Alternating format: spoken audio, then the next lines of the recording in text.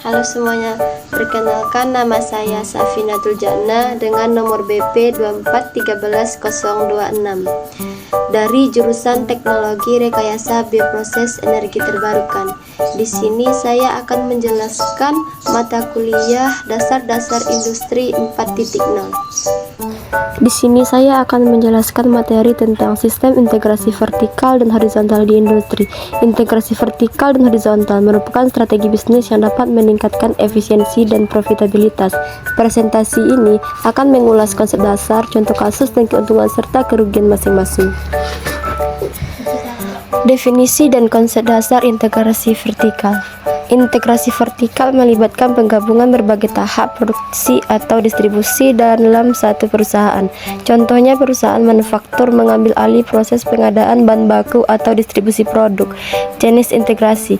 Terdapat dua jenis integrasi vertikal. Yang pertama itu hulu atau backward dan hilir forward. Integrasi hulu melibatkan penggabungan tahap produksi sebelumnya, sementara integrasi hilir melibatkan penggabungan tahap produksi setelahnya.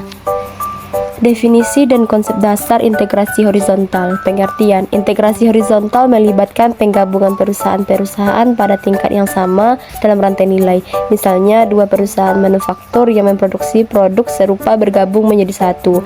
Tujuan integrasi. Integrasi horizontal bertujuan untuk meningkatkan pangsa pasar, mengurangi persaingan, dan mencapai efisiensi operasional dengan penggabungan sumber daya. Perbandingan vertikal vs horizontal. Integrasi vertikal menggabungkan tahap produksi atau distribusi, meningkatkan kontrol atas rantai nilai, mampu mengurangi biaya produksi. Integrasi horizontal menggabungkan perusahaan yang sejenis, meningkatkan pangsa pasar dan efisiensi, mampu mengurangi persaingan. Studi kasus integrasi vertikal yang sukses. Yang pertama, Toyota. Toyota sukses mengimplementasikan integrasi vertikal dalam rantai pasokan dengan mengendalikan berbagai tahap produksi, termasuk pengadaan bahan baku, manufaktur, dan distribusi. Yang kedua, Apple. Apple dikenal dengan kontrol ketat atas desain, manufaktur, dan distribusi produk-produknya. Integrasi vertikal memungkinkan Apple untuk menjaga kualitas tinggi dan kontrol merek. Studi kasus integrasi horizontal yang sukses.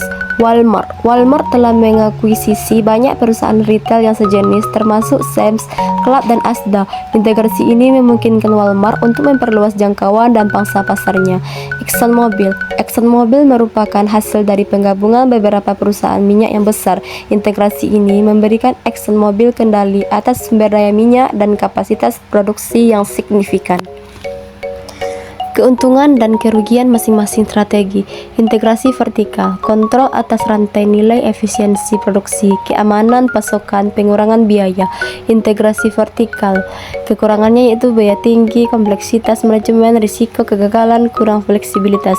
Integrasi horizontal, pangsa pasar yang lebih besar, efisiensi operasional, pengurangan persaingan, diversifikasi produk.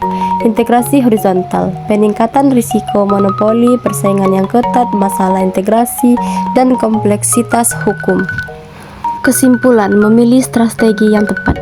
Pilihan antara integrasi vertikal horizontal bergantung pada berbagai faktor termasuk industri, target pasar, dan kondisi persaingan.